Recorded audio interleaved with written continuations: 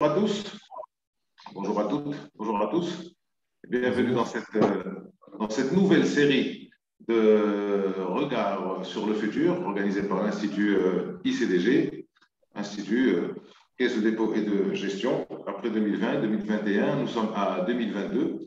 Et bienvenue aussi à ce premier webinaire de cette série, de ce CRU 2022, organisé en partenariat avec le think tank Ressources. Entre parenthèses, source, petit arrangement très fin, très subtil, et aussi avec Novec du groupe CDG.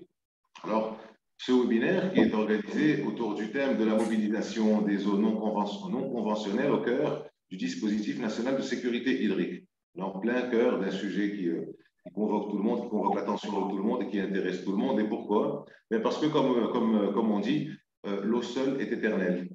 Seulement, le problème, c'est qu'elle est de moins en moins éternelle ou de plus en plus rare et dangereusement rare, périlleusement rare. Et il faut trouver des solutions. L'eau est la source de la vie sur Terre, on le sait, ça a été dit un peu partout, mais de très fortes tensions pèsent aujourd'hui sur les approvisionnements en eau dans le monde et dans tous les pays du monde. On le verra plus tard dans le courant du webinaire. Il y a des pays qui sont véritablement en stress hydrique sévère et d'autres qui le sont un peu moins, mais qui risquent de l'être s'il n'y a pas de politiques qui sont faites. Un déficit de 40% des ressources en eau douce d'ici à 2030, combiné à une population mondiale en pleine expansion, a conduit la planète à une crise mondiale de l'eau. Et ce sont donc près de 3,5 milliards de personnes qui sont menacées de pénurie. Le seul déficit s'établit à 1000 mètres cubes par an et par personne. C'est le critère universellement admis, 1000 mètres cubes par personne et par an, sachant que la demande en eau continuera d'augmenter de près de 30% d'ici à 2050. Et bien entendu, le réchauffement climatique n'arrange pas les choses, voire même aggrave le problème en modifiant le régime des pluies et des précipitations, ce qui pose problème à des pays dépendants de la pluviométrie, comme c'est le cas du Maroc, et on en parlera aussi tout à l'heure. Alors, l'usage de l'eau, globalement, c'est 69% pour l'agriculture, c'est 19% pour l'industrie, donc aussi bien la production d'énergie et d'électricité, et le reste, 12%, ce sont les municipalités, donc tout ce qui est consommation et autres. On aurait pu dire plus, mais c'est 12%. Et selon des estimations de la FAO, l'Organisation des Nations Unies pour l'alimentation et l'agriculture, le monde aura besoin d'environ 60% de nourriture supplémentaire d'ici à 2050. Forcément, il y aura plus de monde. Et la production alimentaire irriguée augmentera aussi de plus de 50% dans cette même période, c'est-à-dire à l'horizon dans la perspective 2050. Mais la Terre ne dispose pas de ces quantités d'eau nécessaires pour répondre à tous ces besoins, d'où l'effort pour trouver des solutions. Au Maroc, la situation n'est pas reluisante, elle est même préoccupante. On était donc au Maroc à peu près 2500 mètres cubes par personne et par an dans les années 60. Aujourd'hui, nous en sommes à 650 mètres cubes. Ça nous place en situation hydrique et selon le CESE, le Conseil économique, social et environnemental, ce chiffre pourrait être ramené à la baisse, revu à la baisse jusqu'à 500 mètres cubes en 2030. Alors, il y a l'Institut des ressources mondiales qui évalue le risque de stress hydrique en fonction des différents pays sur 167 pays, à peu près l'ensemble des pays de la planète figurant à l'ONU. Le Maroc figure parmi les pays extrêmement risqués, placé dans une catégorie très, très dangereuse, très difficile catégorie des 20 pays les plus menacés. L'Algérie à la 30e position, la Tunisie à la 33e. Nous sommes parmi les 20 premiers. Ce n'est pas toujours la meilleure des choses d'être parmi les 20 premiers. Et au Maroc, le potentiel de ressources hydriques est en moyenne d'à peu près, dit-on, et vous allez revenir un peu plus en détail là-dessus, 22 milliards de mètres cubes, dont 18 milliards d'eau de surface et 4 milliards d'eau souterraine. Et aujourd'hui même, aux informations, on a appris que les barrages actuels marquent ou affichent un déficit de 2 milliards de mètres cubes par rapport à ce qui devrait être. Alors, qu'est-ce qu'il faut faire? Donc, depuis les années 60, ici au Maroc, la politique des barrages a représenté la priorité des politiques publiques nationales. Nous en sommes aujourd'hui à 140 barrages sur l'ensemble du territoire, avec une capacité de retenue de 18 milliards de mètres cubes. On peut considérer que c'est suffisant. Eh bien, ce n'est pas suffisant. Alors, plusieurs programmes ont été élaborés par les autorités publiques. Le programme national, entre autres, le programme national pour l'approvisionnement en eau potable et l'irrigation, pour la période qui court sur la période 2020 et 2027. Alors, il faut aussi atténuer la dépendance de l'approvisionnement en eau potable des eaux conventionnelles. Et le Maroc a engagé des projets justement visant à mobiliser des eaux non conventionnelles, mais ce n'est pas aussi simple que ça en a l'air. Vous allez nous en parler tout à l'heure. Notamment, quand on parle des eaux non conventionnelles, c'est notamment le dessalement de l'eau de mer, la réutilisation des eaux usées. Alors, bien entendu, c'est bien de faire des programmes comme ça, mais c'est encore mieux de rationaliser et d'économiser les ressources en eau, d'économiser les usages de l'eau. Et pour ça, il y a un programme national d'économie d'eau en irrigation pour la période 2010-2020 pour reconvertir l'irrigation localisée. Un autre programme d'amélioration des rendements des réseaux de distribution d'eau potable a été lancé. Donc, on voit bien qu'il y a une série de programmes. Et bien entendu, qu'est-ce qu'il y a à l'intérieur? Comment ont-ils été élaborés? Quelle est leur substance? Et pour les Marocains, je ne vous apprends rien. Pour messieurs Fonladoza et Bourgarel, peut-être, il y a un nouveau modèle de développement qui a été élaboré dans ce pays en mai 2021, allant jusqu'à l'horizon 2035. Et il appelle à une réforme du secteur de l'eau en faveur d'usages reflétant la rareté de cette ressource vitale. Alors, une fois que tout ça a été dit, une fois que le décor a été planté, qu'on sait qu'on est dans une situation hydrique, il y a un ensemble de choses qu'il y a à faire, un ensemble de politiques. C'est sur le temps long, bien entendu. Et donc, il faut qu'il y ait de la prévision, il faut qu'il y ait des perspectives, il faut qu'il y ait des politiques publiques cohérentes et soutenues dans le temps. Alors, mon rôle n'étant pas de monopoliser la parole, mais de la faire circuler, avant de passer aux questions, une rapide présentation de nos intervenants, de nos invités qui ont la gentillesse d'accepter. Donc, c'est nos partenaires avec l'ICDG, de Ressources et de Novec. Monsieur Tofer Zerouani, vous êtes le directeur général de Novec. Merci d'être avec nous. Merci. Vous êtes président du conseil d'administration de la société Ingeplan, c'est comme ça que ça se prononce? Ingeplan. Et vous êtes administrateur de plusieurs sociétés, Camerounaise des Eaux, Tangemed Engineering, Novec Gabon, Novec Mauritanie, etc. Vous avez participé au montage, à la réalisation et au montage de plusieurs projets en Afrique, en Mauritanie, au Sénégal, en Côte d'Ivoire, au Gabon, au Nigeria, au Rwanda, un peu partout en Afrique. Et vous êtes ingénieur expert dans le domaine des ressources en eau, ce qui tombe très bien puisqu'on va parler de l'eau. Bienvenue, c'est Tofer. Merci d'être avec nous. Monsieur Patrice Fonladoza, bonjour. Vous êtes président de Think Tank, donc Ressources. Vous avez une expérience de 35 ans en qualité de cadre supérieur dans des entreprises leaders dans le développement, la construction et l'exploitation d'infrastructures, je suppose entre autres hydriques. Vous avez été président directeur général de Veolia Moyen-Orient et Afrique, avec donc un effectif de plus de 10 000 salariés. Vous n'aurez pas plus de chiffres. On imagine bien qu'avec un effectif pareil, ce sont des réalisations qui sont importantes. Et vous êtes ancien directeur au conseil d'administration de l'Agence française de développement et du MEDEF, le patronat français, l'équivalent de notre CGE à nous. Merci d'être avec nous, monsieur Fonladoza. Madame Rajab Sabi, bonjour. Vous êtes ingénieur à Novec et vous êtes chef du département ressources en eau dans cette entreprise. Vous êtes ingénieur en génie rural, vous avez été diplômé de l'Institut agronomique et vétérinaire et vous êtes à Novak depuis 2009. Merci d'être avec nous, madame. Monsieur Bourgarel, bonjour. Vous êtes directeur de Service for Environment, bon, mon anglais étant ce qu'il est, qui est un véhicule donc de co-développement de projets en Afrique avec une expérience de 25 ans dans le secteur de l'eau et des services essentiels. Vous êtes spécialisé dans tout ce qui est Afrique et Moyen-Orient pour le groupe Veolia et vous êtes chargé aussi du développement de ça en Afrique, sachant que l'Afrique et le Moyen-Orient sont des régions où l'eau pose effectivement un problème.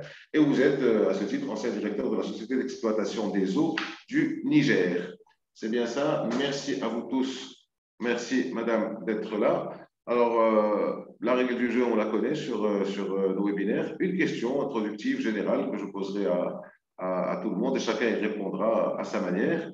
Alors, la question, si on voit les objectifs de développement des Nations Unies, dans les 6 premiers, la question de l'eau figure dans le 2e, sur la faim, parce que bon, on ne peut pas se nourrir sans alimentation, et aussi sur la santé, parce qu'on ne peut pas avoir une bonne santé sans eau, pardon.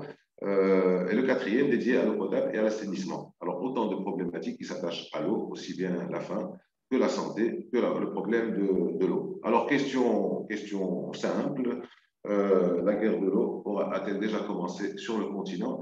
Est-ce qu'elle aura lieu sur le continent? Monsieur Fonadoza, à vous la parole en premier.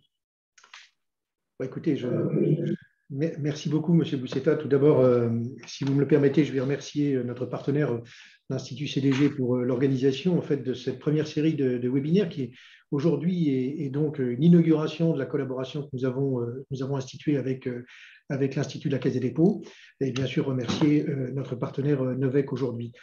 La guerre de l'eau, en fait, c'est un sujet qui est en train de devenir de plus en plus brûlant. Historiquement, et contrairement d'ailleurs à beaucoup d'idées reçues, de très nombreux pays, en fait, pourtant ennemis parfois extrêmement, j'allais dire angulés, n'ont jamais cédé à la pression de la guerre de l'eau. Mais les choses sont en train de changer. Je prends simplement pour exemple, et puis je m'arrêterai là pour répondre très brièvement à cette première question.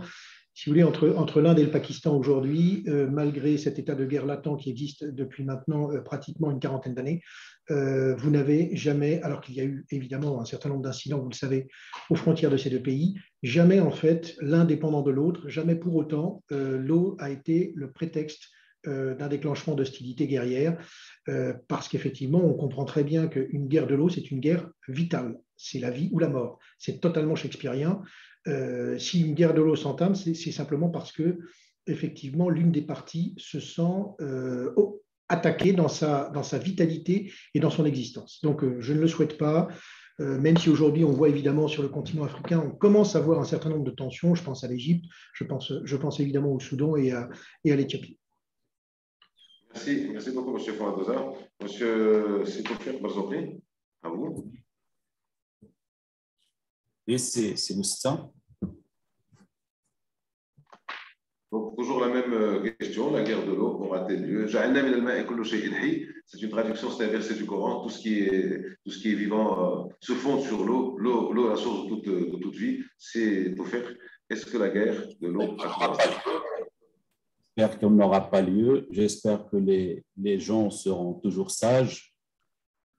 Vous savez, nous, on a des limites à côté. Nous avons les Algériens dans notre voisinage et nous avons des bassins qui sont limitrophes. Et heureusement qu'il y a de la sagesse parce qu'on peut toujours créer une bagarre de rien du tout. Il y a le Soudan et l'Égypte qui sont aussi voisins, qui ont des problèmes liés à l'eau. Mais heureusement qu'il y a toujours eu la sagesse qui a fait qu'on n'est pas rentré en collision. Et j'espère que ça continuera ainsi parce que sinon, c'est trop grave. La guerre, c'est vraiment quelque chose de meurtrier qu'il faut tout le temps éviter, même si c'est dans l'intérêt des complexes militaro-industriels, mais il revient aux gens sages de l'éviter. Et il y aura toujours des alternatives, comme on verra tout à l'heure, tout ce qui est dessalement d'eau de mer, réutilisation des eaux usées, déminéralisation des eaux saumâtres, etc. Il y a aussi la problématique Israël-Palestine aussi qui est sur la table avec de graves problèmes d'eau entre les deux populations. Et il y en a plein d'autres comme ça, mais j'espère que la sagesse des hommes gagnera sur la bêtise. Voilà.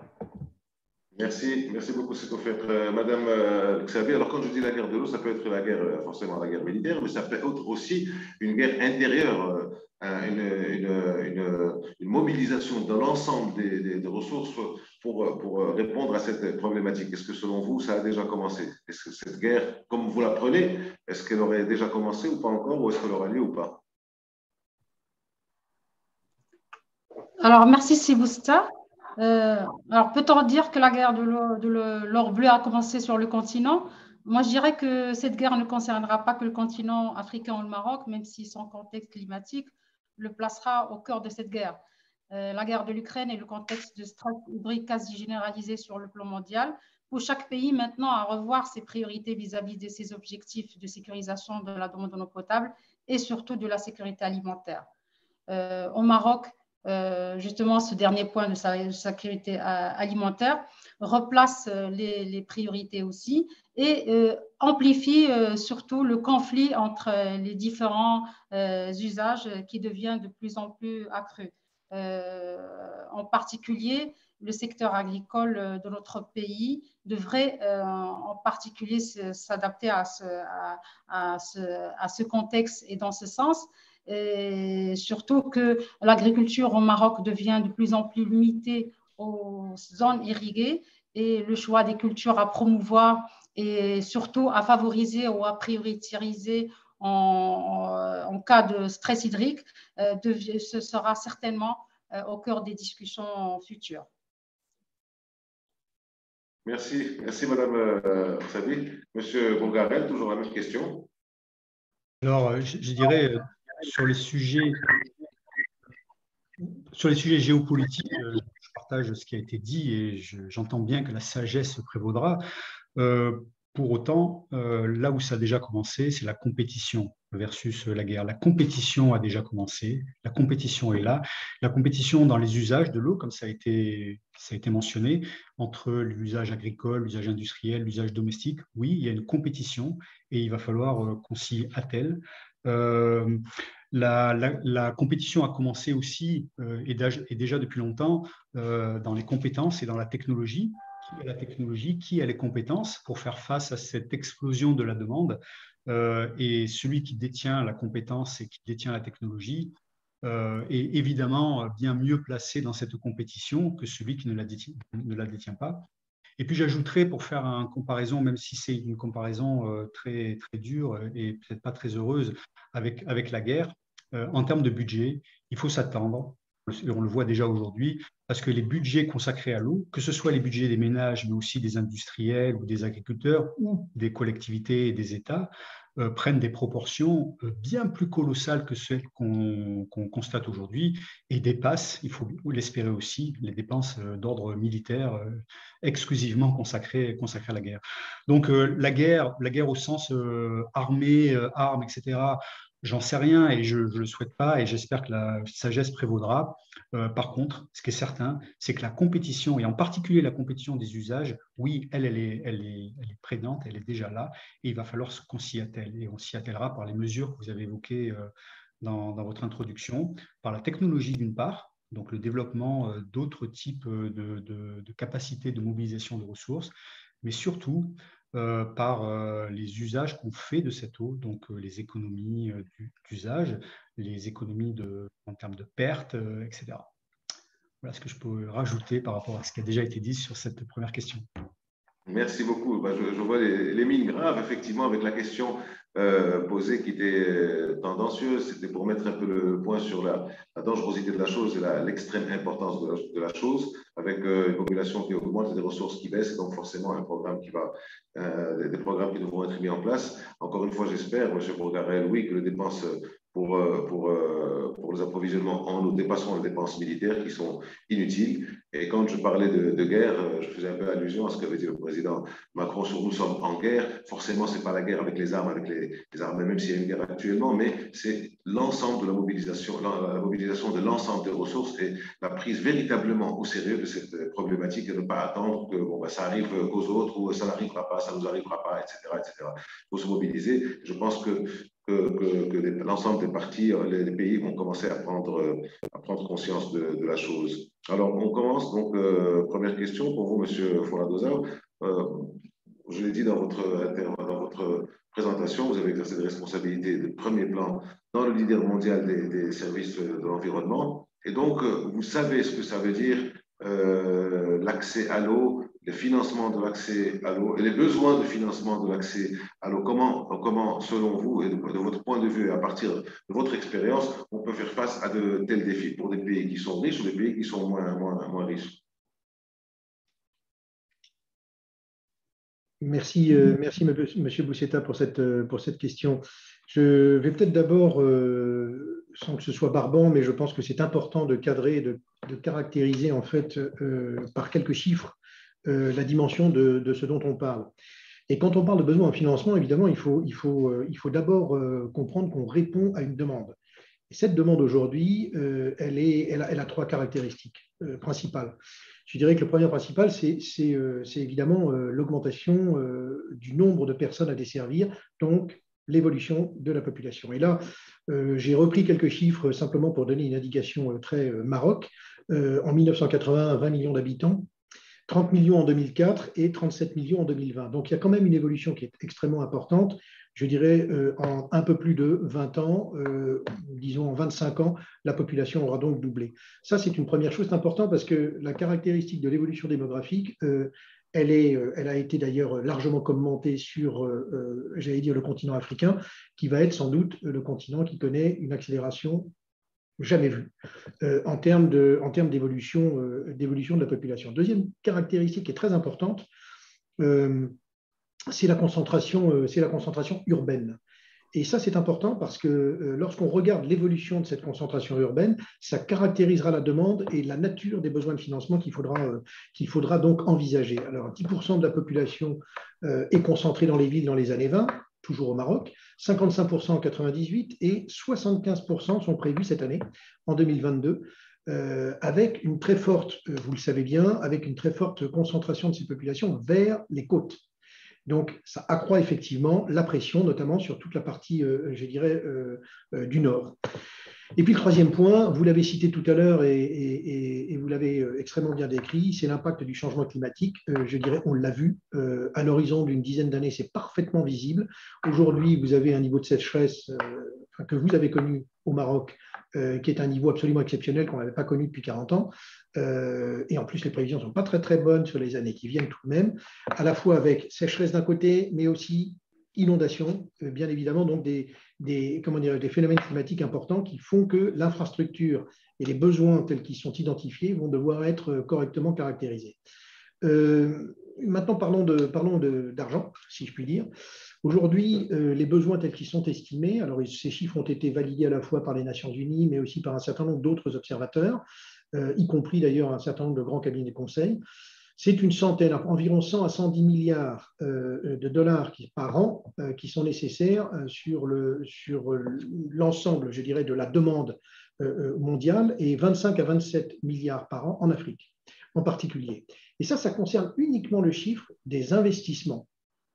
Il y a très peu de chiffres produits aujourd'hui sur les coûts de fonctionnement, qui sont des coûts récurrents, bien évidemment. Et puis, les coûts de renouvellement, c'est-à-dire de renouvellement en fait, des infrastructures une fois qu'elles ont été construites, parce qu'évidemment, elles ont un temps de péremption. Alors, comment est-ce qu'on peut faire face à ces défis? La première chose, d'ailleurs, c'est un socle réellement partagé par le plus grand nombre, c'est une politique tarifaire. Alors, cette politique tarifaire, il faut que, c'est bien, ces tarifs de l'eau répondent en fait à une caractéristique majeure, c'est d'être socialement acceptable. On ne peut pas aujourd'hui faire payer l'intégralité du coût, je dirais, du service au travers du tarif de l'eau. C'est extrêmement difficile. On peut y arriver, mais je pense que peut-être M. Bourgarel le dira tout à l'heure, lorsqu'il s'agit de dessalement, on est dans des coûts qui sont évidemment très différents des autres surfaces. Donc, la notion de la politique tarifaire est une notion très importante. La deuxième chose, ça a été cité aussi par Rémi, mais je pense qu'il faut le rappeler parce que ça permet un certain nombre d'économies, c'est-à-dire ne pas justement mobiliser des ressources financières inutiles, c'est l'efficacité opérationnelle. Et l'efficacité opérationnelle, il y a des progrès qui ont été considérables aujourd'hui sur le territoire marocain. J'ai pris quelques chiffres là aussi qui étaient intéressants de connaître. Les régies aujourd'hui, lorsqu'on regarde un peu ce qu'on appelle les rendements de l'eau, les régies sont à 65%, ce qui est déjà pas si mal. Les conurbations qui sont gérées par l'ONE sont à 73% et les délégataires privés à 76%. Donc vraiment de rendement haut. Je vous donne un exemple de l'an dernier, puisque ces chiffres ont été publiés, qui sont d'ailleurs des chiffres bien sûr vérifiés. Casa est à 77% et la Redal est à 83%. Ça veut dire aussi d'ailleurs que les derniers pourcentages pour arriver à un peu plus de 85 à 87% vont devenir de plus en plus difficiles et coûteux à obtenir. Bon. Et le troisième point important pour faire face à ces défis, c'est avoir un esprit libre en ce qui concerne les transferts et la mutualisation. Ça veut dire quoi? Ça veut dire qu'en fait, quand l'eau ne peut pas s'auto-payer en tant que telle, il faut avoir la capacité de mixer les fluides, comme on dit, au travers d'un seul compte de résultats. Alors le Maroc l'a fait, mais il n'est pas le seul. L'a fait, c'est-à-dire qu'aujourd'hui, la plupart des opérations sont des opérations, des exploitations, disons, et les grands contrats qui existent aujourd'hui, y compris dans les régies, c'est l'eau et l'énergie. Et effectivement, vous avez, au travers de cette péréquation, vous avez effectivement un subventionnement croisé de l'eau, des tarifs de l'eau, par les tarifs de l'énergie. Voilà, d'autres pays l'ont fait, comme je vous l'ai dit, et effectivement, ce sont des choix politiques fondamentaux. Ça, c'est un peu l'épine dorsale des trois points que je viens de dire ici, en termes de défis. C'est un choix politique de long terme. Ce choix politique, il est inscrit dans une politique publique qui doit être déclinée et endossée par, d'abord déclinée évidemment par les opérateurs, mais ordonnancée, je dirais, par le plus haut niveau de l'État. Et ça a été le cas au Maroc, ça a été le cas en France aussi, bien sûr, et dans un certain nombre de pays occidentaux.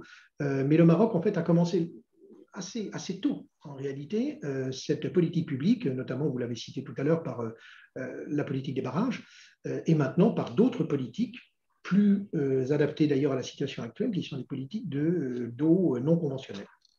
Voilà ce que je peux dire dans un premier temps. Merci, M. Fouradoza.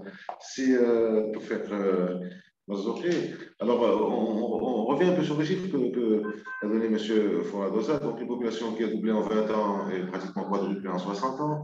Concentration urbaine qui a été multipliée par 6 en 50 ans, pratiquement. Donc, beaucoup de choses. Et puis, bon, bien entendu, quand on voit ces chiffres, on revient à cette politique de long terme sur le temps long dont vous parlez, M.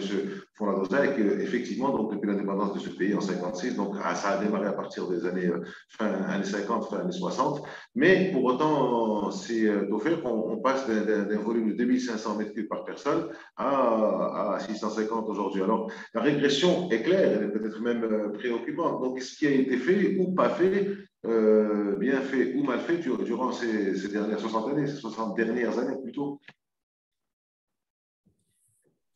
En effet, c'est Aziz.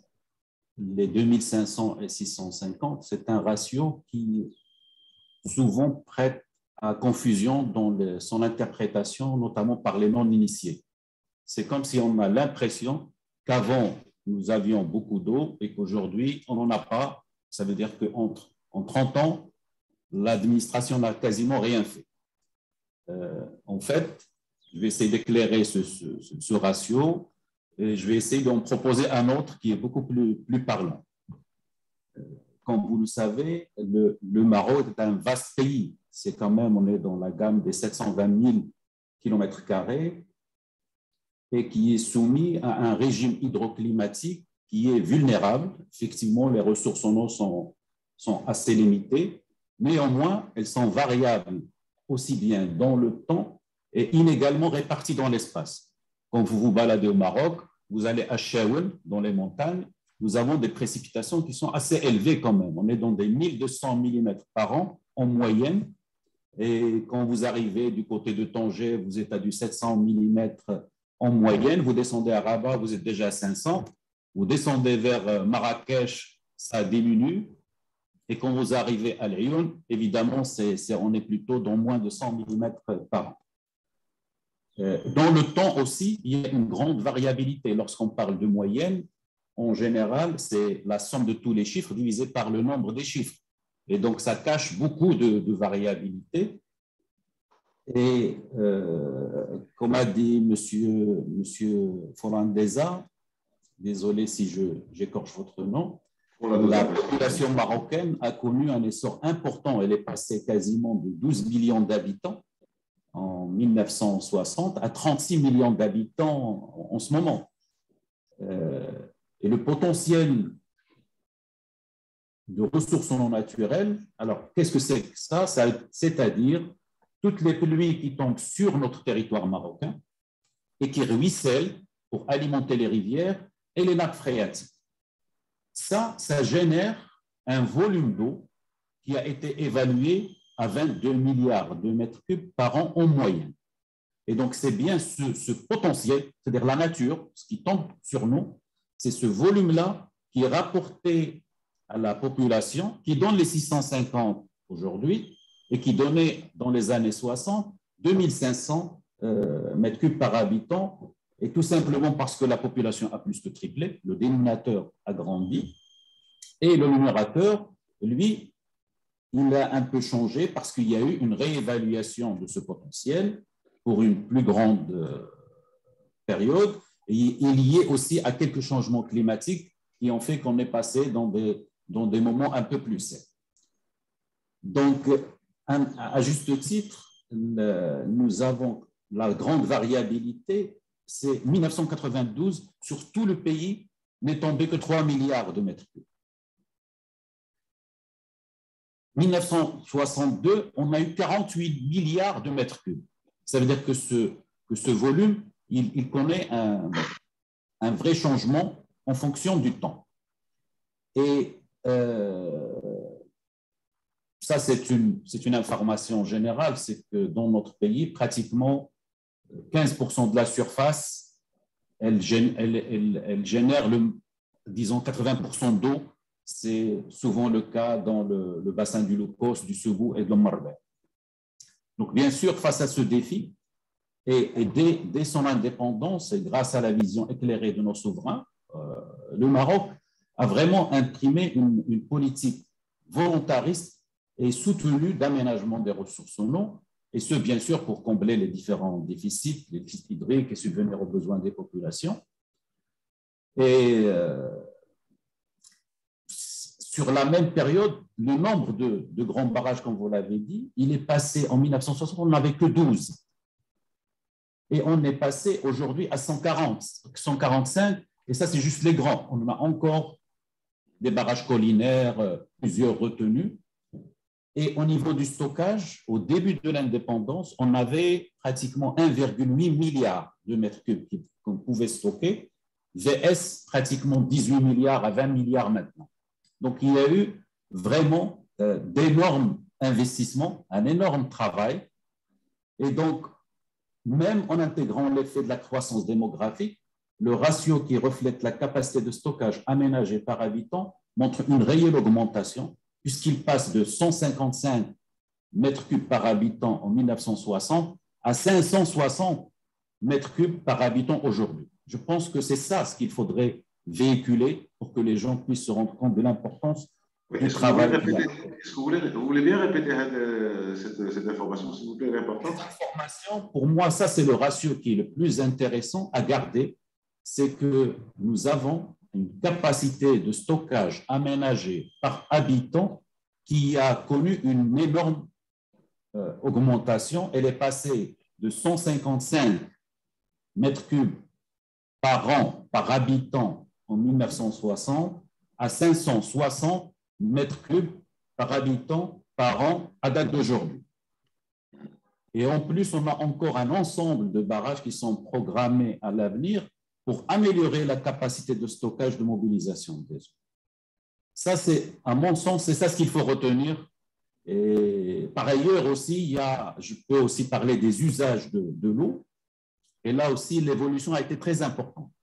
En fait, les superficies irriguées par les soins de l'État en 1900, à l'aube de l'indépendance, il n'y avait que 30 000 à 35 000 hectares qui étaient irrigués. Et cette superficie vraiment a connu un important développement sur les 50 dernières années pour avoisiner aujourd'hui 1,3 million d'hectares, soit presque 95% du potentiel des périmètres irrigués au Maroc. Il y a aussi aujourd'hui un autre levier, ce sont les efforts qui se sont surtout déployés pour la transformation des systèmes d'irrigation. Donc, on passe des modes d'irrigation par aspersion ou gravitaire vers des systèmes économes en eau. Et aujourd'hui, 16% de la superficie irriguée en grande hydraulique, elle est passée déjà à l'irrigation localisée. Et cette part évoluera forcément jusqu'à 70% à l'horizon 2030.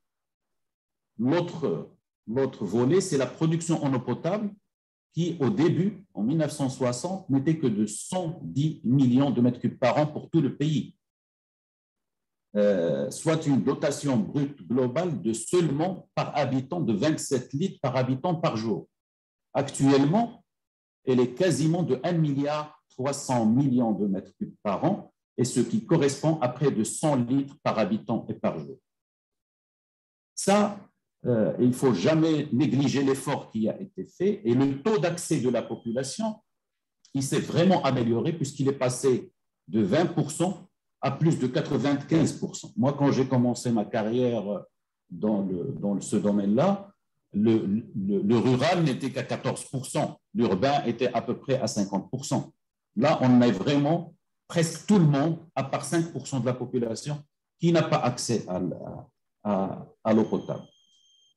Et là, je pense qu'on peut être fier des Marocaines et Marocains professionnels du secteur de l'eau. Pour moi, c'est un capital immatériel qui ont vraiment fait évoluer notre pays d'un pays qui était entièrement dépendant de la coopération avec les Russes, avec les Américains, avec les Français, avec toutes les grandes nations, parce qu'on a plusieurs barrages qui ont été conçus par ces pays-là. Un pays qui est quasiment autonome, avec un réel écosystème, qui est performant, une administration compétente, des bureaux d'ingénieurs conseils marocains qui ont aujourd'hui une expérience reconnue à l'échelle internationale, des laboratoires de haut niveau, des entreprises de travaux de grande capacité et efficacité. Et donc, je profite de ce moment-là pour rendre hommage à ces personnes qui ont fait un travail formidable, qui ont probablement fait quelques ratés, parce qu'on ne fait pas que forcément les bonnes choses, on a fait peut-être des ratés, mais à mon humble avis, elles sont rares et négligeables devant les réalisations. On peut citer parfois une coordination insuffisante entre les plans stratégiques, des retards dans l'application de la loi, quelques contraintes budgétaires, peut-être une faible intervention du secteur privé dans le financement. Mais toutes ces personnes qui se sont engagées pendant leur vie pour mettre en œuvre la vision et la politique éclairée de nos souverains, à mon sens, on gagnerait à les faire connaître aux générations actuelles et futures. Ce sont pour moi des exemples dont l'amour du travail est au service de notre pays. Ça, je lance à tous les médias cette idée. Faisons attention aux gens et mettons-les en valeur pour que ce soit des exemples.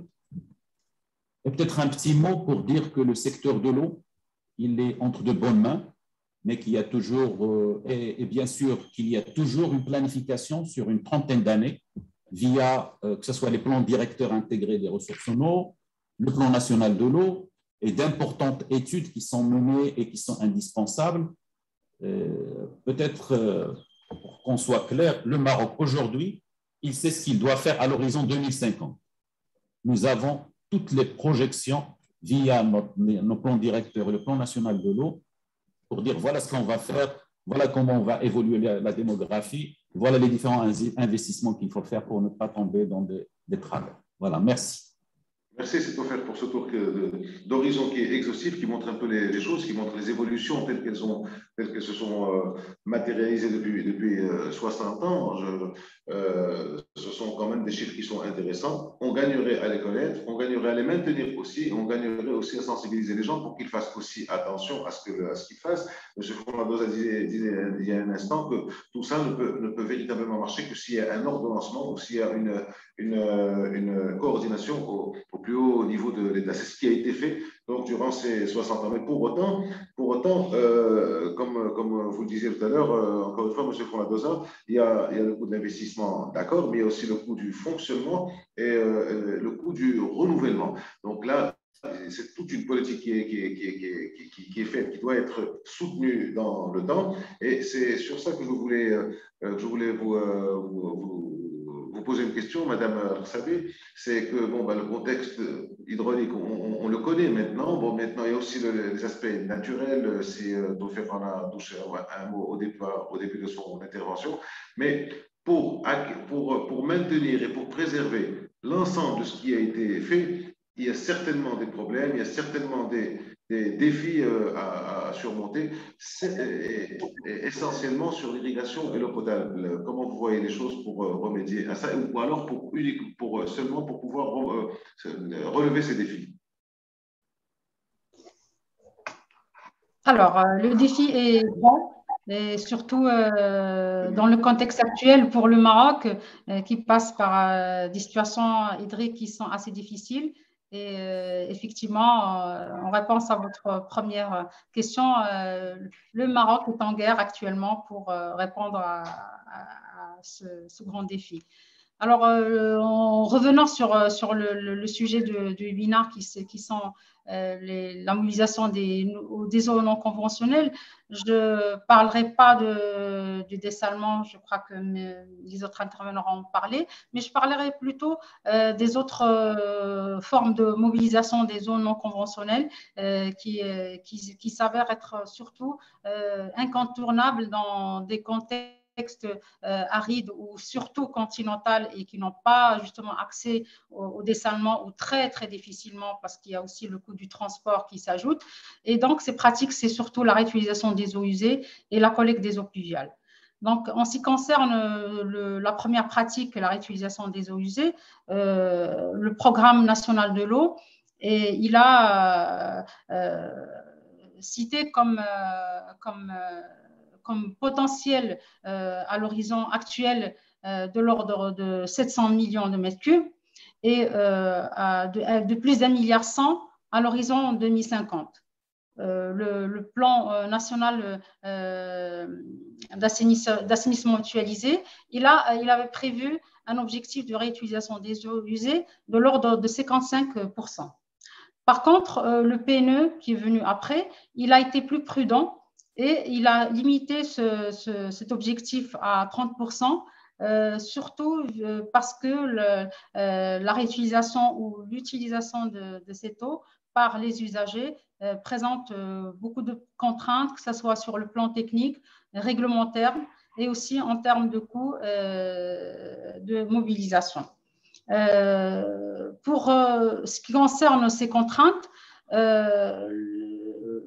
vis-à-vis de ces contraintes, le PNE a donné la priorité pour l'utilisation de cette eau à l'arrosage des espaces verts et l'arrosage des golfs. Et il a presque institué l'obligation de l'irrigation des golfs uniquement à partir des eaux usées. Je voudrais dire juste qu'actuellement, on est sur un pourcentage de réutilisation ou d'utilisation des eaux usées traitées de l'ordre de 10%.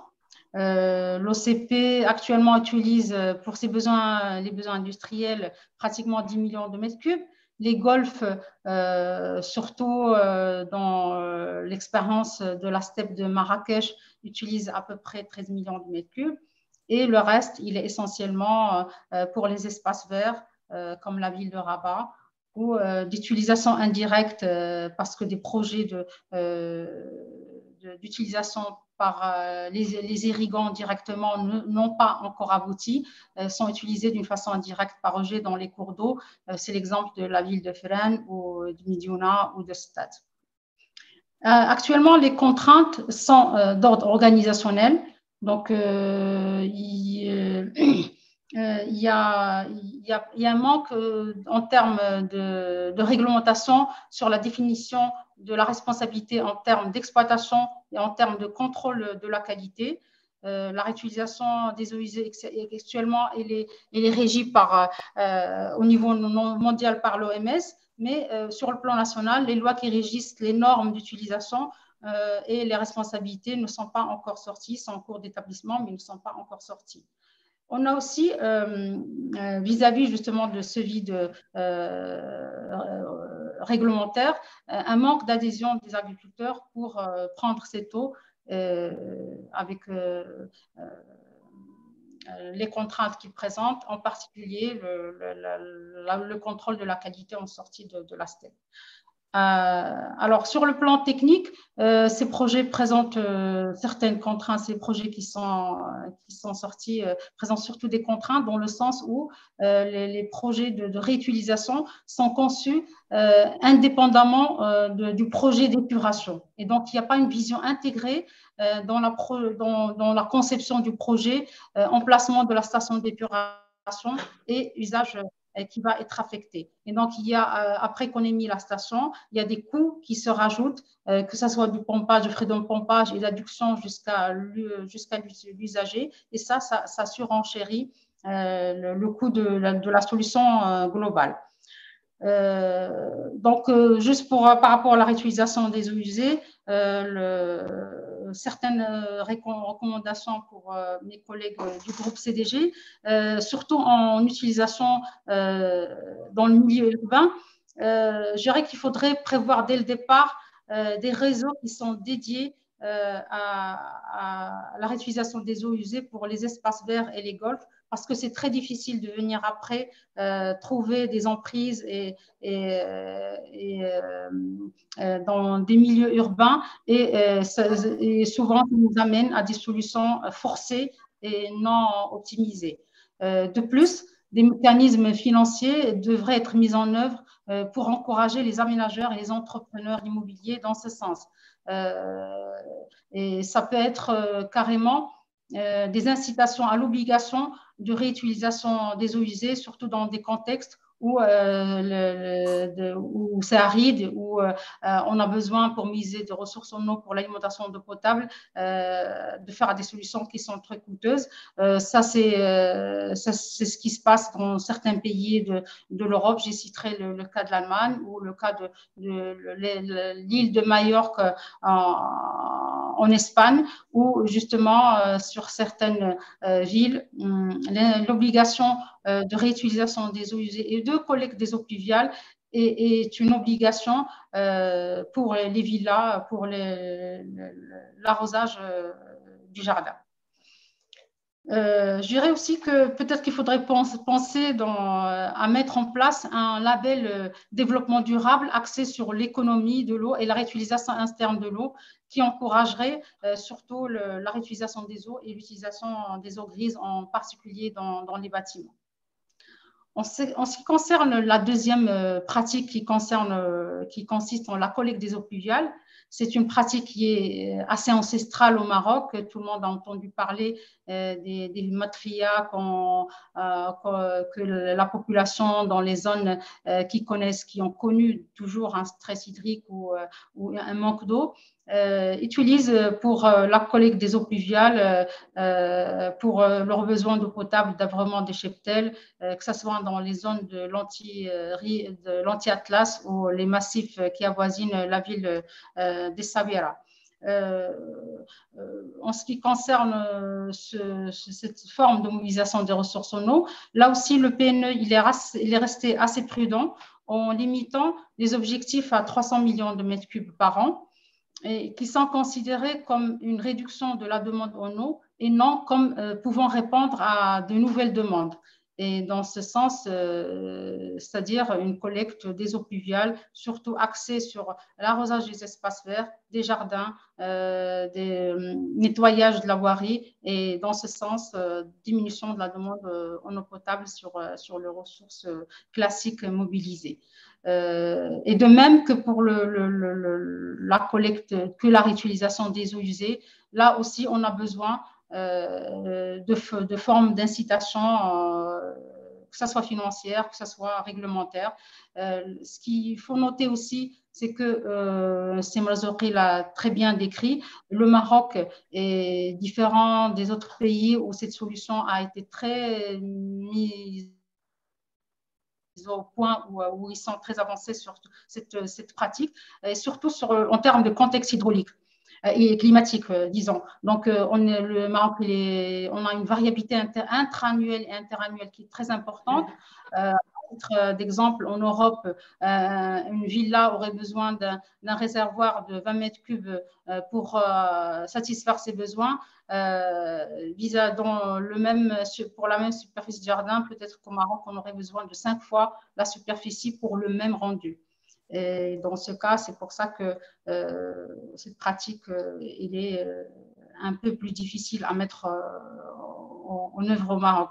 Et dans ce sens, on a étudié cette solution pour plusieurs promoteurs qui justement avaient des problèmes de trouver des ressources pour l'arrosage des espaces verts. Mais souvent, la contrainte, c'était que ça demandait des bassins de stockage qui sont importants, qui sont consommateurs en superficie et qui diminue la valorisation ou l'occupation du sol au total, et donc qui surenchérit le coût du projet. Et souvent, cette solution, elle était abandonnée vis-à-vis d'autres solutions, et c'est là où ça devient très important de mettre en place les incitations à cette pratique. Merci beaucoup, Raja, pour ce tour exhaustif aussi sur les différents défis à relever. Alors, je retiens effectivement que nous sommes, le pourcentage des eaux usées, c'est à peu près de 10% à Bigoudi, et c'est bien ça.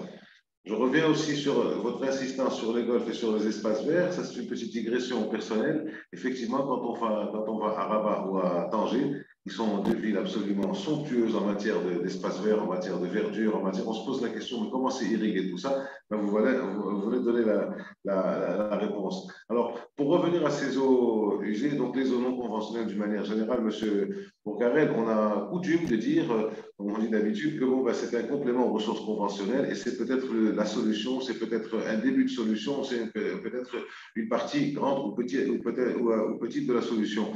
Mais écoutez, Madame Rsabi, il y a des limites, ce n'est pas toujours aussi évident. Alors justement, c'est sur ça que je voudrais vous poser la question, les limites de ces zones non conventionnelles, et s'il y a possibilité pour que ça soit développé encore plus largement. Les zones non conventionnelles, si j'ai bien compris, c'est essentiellement le dessalement et le traitement des eaux usées, c'est bien ça. Donc comment faire pour élargir encore plus ça?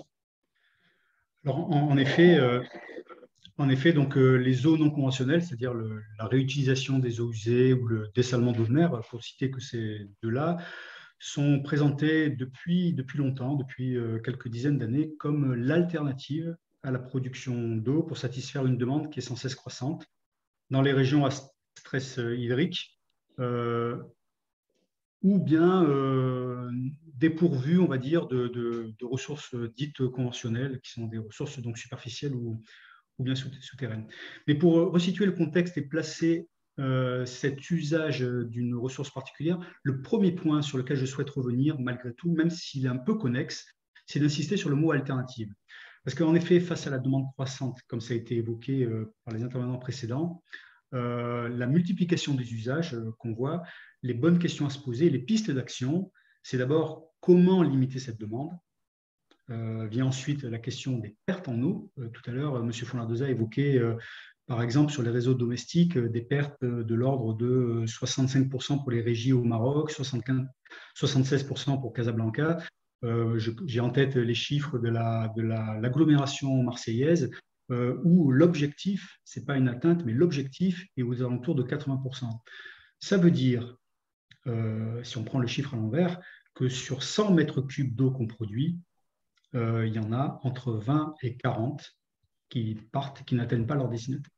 Alors aujourd'hui, en fait, on a coutume de penser que 65%, 70%, oui, c'est un bon réseau, oui. Si on compare aujourd'hui j'allais dire, l'état de l'art, oui, on a une bonne performance. Pour autant, est-ce que c'est acceptable? Il faut qu'on arrive, en fait, l'enjeu, c'est vraiment de changer de paradigme. C'est-à-dire que dans ce paradigme, il faut prendre en compte les hypothèses. Les hypothèses, c'est l'évolution de la demande, la demande de la population. Ça, c'est inéluctable.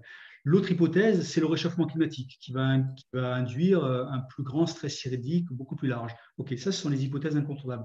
Pour autant, il faut changer de paradigme et faire en sorte de ne pas accepter des choses qui ne sont absolument pas acceptables. Quelle industrie accepterait que sur 100 unités d'un produit manufacturé, fabriqué, on en jette, on en balance à la poubelle 30, 40? Ce n'est pas possible. Aujourd'hui, la technologie existe. Je vais pas citer les différentes possibilités, et la technologie existe pour justement améliorer la maîtrise des opérations, que ce soit sur les réseaux, que ce soit sur la production de l'eau, pour diminuer ces pertes. Ça, c'est vraiment, je pense, l'un des axes principaux. Je m'éloigne un tout petit peu du sujet, mais j'y reviendrai après. Le deuxième point, c'est limiter la demande. Comment faire pour limiter la demande? La population augmente, il faut la satisfaire, c'est évident. Mais quand on regarde les chiffres tels qu'ils sont, on s'aperçoit qu'il y a une très grande disparité. Tout à l'heure, il a été évoqué la consommation d'eau au Maroc, qui est de l'ordre entre 70 et 80 litres par jour, par exemple. Elle est de 150 en France, enfin en chiffre rond, on va dire. Elle est de 600 litres aux États-Unis. Elle est de 550, alors ça a peut-être un peu évolué parce que je suis plus depuis quelques années, mais elle était il y a quelques années de 550 litres aux Émirats arabes unis. Donc face à cette très grande diversité, ça veut dire qu'il y a aussi une très grande diversité d'usages. Et donc on peut travailler sur ces usages pour faire en sorte de limiter la consommation. Le plus gros consommateur d'eau, vous l'avez évoqué dans votre introduction, c'est l'industrie. Et l'industrie, on le sait par expérience qu'en revisitant les process, en refusant, j'allais dire, l'état des choses telles qu'ils sont aujourd'hui, on arrive à réduire considérablement les consommations d'eau. Pour l'agriculture, c'est pareil. Il existe aujourd'hui de nombreuses, non pas alternatives, mais technologies qui permettent d'optimiser l'irrigation. Donc, le goutte à goutte a déjà au moins une cinquantaine d'années, mais aujourd'hui, on arrose en fonction du taux d'humidité, en fonction de la météo, de la température. On peut considérablement améliorer, optimiser l'irrigation pour la diminuer. Et le dernier levier sur la consommation, sur les consommations, c'est la consommation domestique. Et là, ça passe essentiellement par l'éducation, faire en sorte que les usages diminuent. Alors, pour en revenir vraiment sur le sujet des eaux non conventionnelles, il faut en revenir et il faut avoir conscience que l'utilisation des eaux non conventionnelles a un certain nombre de limites. La première limite, le premier facteur limitant, c'est-à-dire, ça a été déjà évoqué largement, c'est son coût. Malgré les progrès considérables qui ont été faits ces dernières années, le coût d'investissement sur ces installations de traitement d'eau reste considérable. On est entre 1000 et 1500 $ par mètre cube installé. On peut descendre légèrement en dessous de 1000 $ pour les très grosses installations, c'est-à-dire les installations de 500 000, voire plus mètres cubes jour installés, mais ce qui en fait des coûts d'investissement qui sont considérables et pas à la portée, j'allais dire, de toutes les collectivités ou de tous les usagers de l'eau. Les coûts opératoires sont également significatifs. On est aux alentours de 0,5, 0,6, 0,7 $ par mètre cube. Donc, c'est très loin des coûts d'accès à l'eau qui est dans les tarifications publiques, par exemple, ou alors ça veut dire qu'on ne paye que ça et on fait l'impasse sur les autres coûts d'opératoire. J'ajoute qu'au-delà des coûts d'opératoire, j'en ai parlé très brièvement tout à l'heure, se pose la question de la compétence et de la maîtrise de ces technologies, que ce soit pour la réutilisation des eaux usées ou que ce soit pour le dessalement d'eau de mer, par exemple. Ce sont des technologies qui ne sont pas extrêmement répandues de par le monde et la maîtrise de cette technologie est évidemment fondamentale pour garantir la qualité de l'eau, pour garantir le coût d'opération. Et la maîtrise de cette technologie, ça a aussi un coût. Donc, le premier facteur limitant, j'allais dire, c'est son coût. Et ça m'amène à dire qu'en fait, l'usage de l'eau non conventionnelle, par rapport à cette question du coût, ça ne peut pas être seulement une alternative. Ça doit forcément entrer dans le cadre d'une stratégie. C'est-à-dire, ça se planifie, ça se prépare. Si on rentre dans une stratégie, effectivement, on peut aller vers le sens d'une maîtrise de ces coûts, à la fois de ces coûts d'investissement et de ces coûts opératoires. Le deuxième facteur limitant, et celui-là, il est très fort, mais il est souvent, malheureusement, je trouve, passé sous silence ou légèrement sous silence, c'est l'impact environnemental. Pourquoi l'impact environnemental? D'abord, par la consommation d'énergie. C'est la production de ces ressources alternatives non conventionnelles, que ce soit la réutilisation des eaux usées ou que ce soit, encore plus fortement, la technologie du dessalement d'eau de mer. C'est une technologie qui est très, très gourmande en énergie.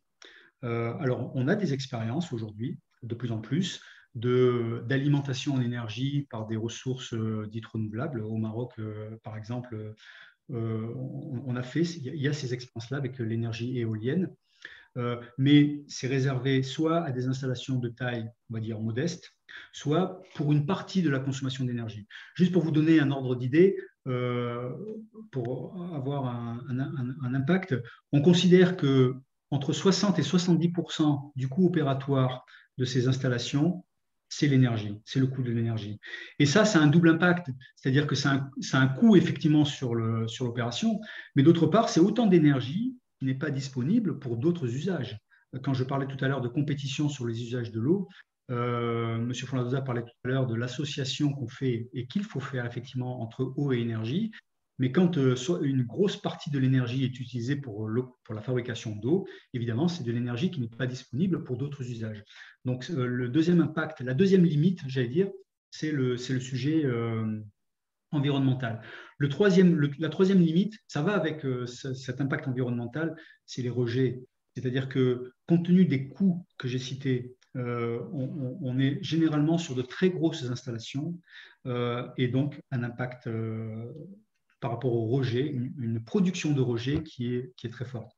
Je donne juste un exemple, le dessalement d'eau de mer. On a des rendements entre eau prélevée et eau traitée qui sont de l'ordre de 70-75%. Ça veut dire que sur 100 mètres cubes d'eau qui est prélevée dans la mer, par exemple, on se retrouve avec 20-30 mètres cubes d'eau chargé avec tout l'ensemble du sel initial, plus les produits chimiques utilisés pour cette production d'eau, et il en faut, on n'a pas de production d'eau sans utilisation de produits chimiques aujourd'hui. Et donc, cette saumure, il faut bien qu'on en fasse quelque chose. Aujourd'hui, par exemple, elle est rejetée dans la mer. Donc, quelles que soient les précautions qui sont prises, par exemple de le rejeter très loin, d'étudier les courants marins, la profondeur, etc., pour limiter cet impact. L'impact est limité, mais il y a un impact. Donc, c'est la troisième limite que je mettrais sur l'utilisation de ces eaux non conventionnelles. La quatrième limite étant les freins, j'allais dire, plus sociétaux. On peut penser qu'ils sont plus faciles à réguler ou à contourner ou à surmonter, mais c'est un très gros travail. Alors, ces freins sociétaux, ils sont bien entendu beaucoup plus forts sur l'utilisation, sur l'usage de la réutilisation des eaux usées, bien entendu que sur le dessalement d'eau de mer, par exemple, mais on le retrouve quand même sur le dessalement d'eau de mer. Qui accepterait de consommer, au-delà de l'arrosage des espaces verts ou des golfs, qui accepterait de consommer une eau issue des eaux usées? C'est un sujet d'abord sociétal, ce n'est pas un sujet technique, parce qu'on sait aujourd'hui complètement maîtriser les aspects techniques de la technologie. Et d'ailleurs, il y a des exemples, des très beaux exemples, mais malheureusement, ils se comptent sur les doigts d'une main. Par exemple, en Namibie, Windhoek, la capitale, est alimentée essentiellement par le retraitement de ces eaux usées. Donc ça veut dire qu'il y a un gros travail qui a été fait auprès des usagers pour qu'ils acceptent, pour qu'ils comprennent que la technologie aujourd'hui, les barrières qu'on met sur le traitement des eaux permettent de garantir une qualité de l'eau qui est tout à fait indemne de tout risque. Il y a évidemment une maîtrise opérationnelle qui doit être au top, enfin sans aucun risque. Et puis évidemment des alternatives en cas d'incident, parce qu'il faut être capable de gérer ce type d'incident. Mais avant tout, c'est d'abord un sujet d'explication, de sensibilisation, de conviction de l'usager qu'aujourd'hui, il faut faire, j'allais dire, feu de tout bois, il faut pouvoir utiliser les eaux qu'on a. La réutilisation des eaux usées est très développée depuis longtemps. Donc au Maroc, au Moyen-Orient, enfin dans de nombreux pays qui sont effectivement soumis au stress hydrique, mais qui est réservé, comme vous l'avez dit précédemment, aux espaces verts urbains, au nettoyage de voiries, au golf, à quelques usages. Beaucoup moins dans l'industrie, de plus en plus, mais beaucoup moins. Et les exemples pour l'utilisation en eau domestique, que ce soit de l'eau simplement, par exemple, de nettoyage des maisons ou autre, ou encore plus de l'eau complètement potable et extrêmement limitée.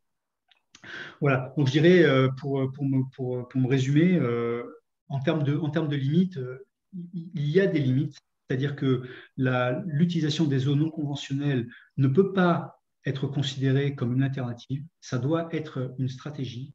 Et dans cette stratégie, ça doit être un complément à beaucoup d'autres éléments, dont la maîtrise des consommations, la maîtrise opératoire pour limiter les pertes, un travail au niveau de la société, j'allais dire, pour l'acceptation d'utilisation et des usages de ces eaux, et une poursuite des avancées, des évolutions technologiques pour en limiter considérablement et au maximum les impacts, notamment les impacts environnementaux. Merci M. Bourgaret. Quand vous parlez d'éducation, sensibilisation, on a reçu un commentaire d'un internaute. Il est un peu long, mais je trouvais qu'il était intéressant. Je vais en lire une partie. Donc, à mon sens, les projets de mobilisation des eaux non conventionnelles sont louables, sauf que c'est plus prioritaire de rationaliser la consommation de l'eau et de réduire les pertes en raison de la vétusté des canaux de distribution. Quant au secteur agricole, des progrès ont été enregistrés en termes d'irrigation, certes. Il reste juste à tenir compte de la disponibilité de la ressource hydrique dans le choix des cultures au niveau de chaque territoire. Et au Maroc, on considère l'eau comme une ressource abondante. Grave erreur, ça c'est mon commentaire.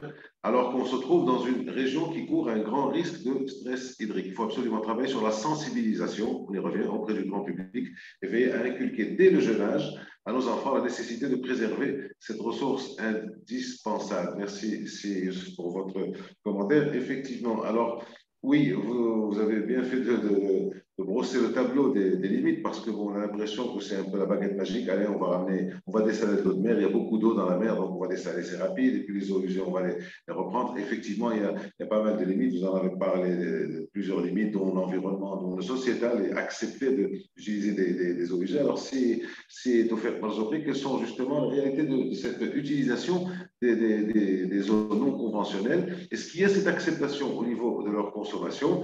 Et pour augmenter un peu, autant que faire se peut, l'utilisation des eaux usées, quelles seraient vos recommandations? On passe donc à un autre chapitre qui est celui des recommandations. Après le constat, les propositions et les recommandations. Simple petite remarque, c'est qu'on a eu un temps de parole d'à peu près 8 à 9 minutes pour la première partie. Bon, pour la deuxième partie, on va garder 8 ou 9 minutes, on va faire un peu plus court.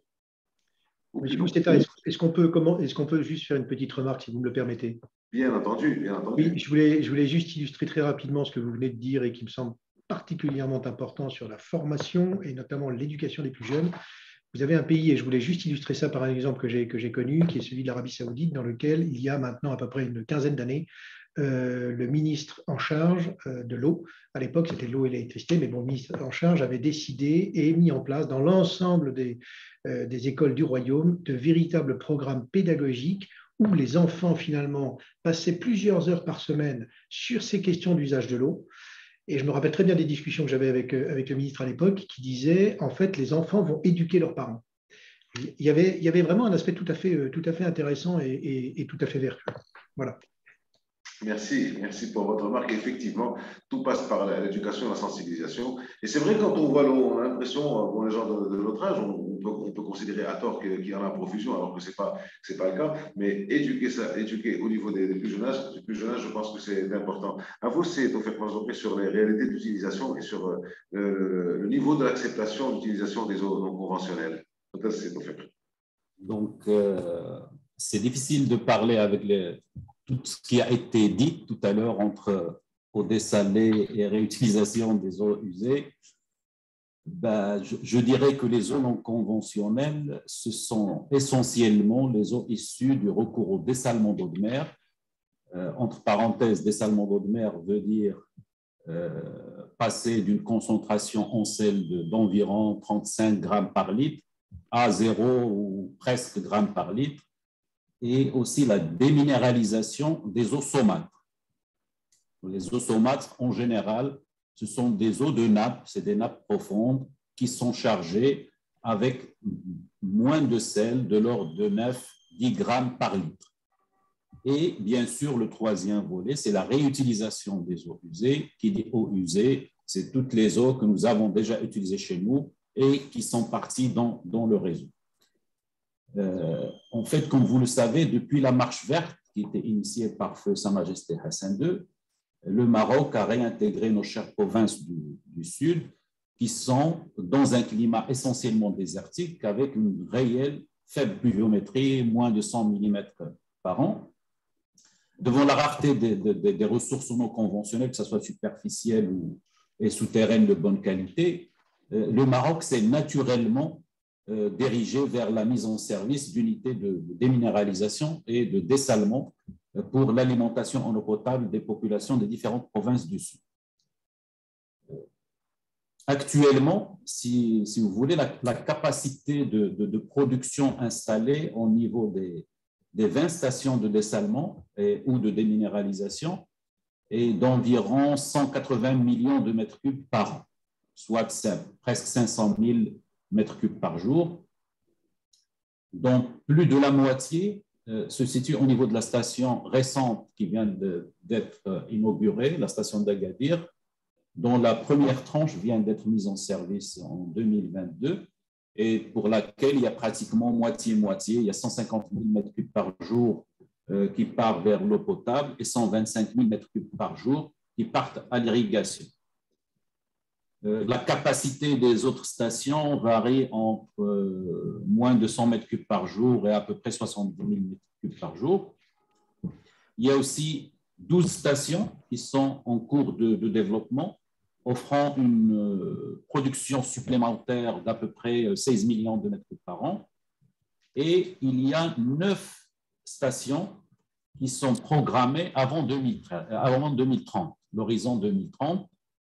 Et on dessalera à peu près 425 millions de mètres cubes par an. Je peux les dire parce que c'est important, ce programme. Donc, ce qui est prévu pour Casablanca, il y a une première tranche de 200 millions de mètres cubes par an, qui à terme devrait atteindre les 300 millions.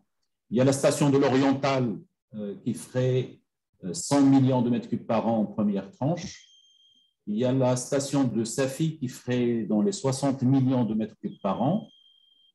Pour l'industriel, l'OCP, il y aura une extension de Jaf al-Sfar pour 50 millions de mètres cubes par an.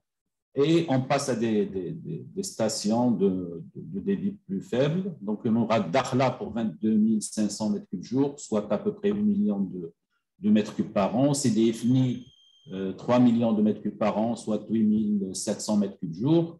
Puis Tarfaya, 1300 mètres cubes jour. Smara, 3500 mètres cubes jour. Mrert, 6000 mètres cubes par jour. Peut-être ça vaut la peine de… Bien sûr, la technique d'osmose inverse est la technique la plus répandue au Maroc. Peut-être un petit mot pour comprendre cette technique.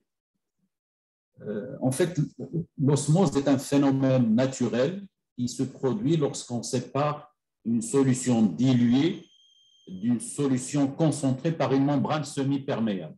Donc, l'eau, elle va s'écouler naturellement de la solution la moins concentrée vers la solution la plus concentrée jusqu'à ce que le système soit à l'équilibre.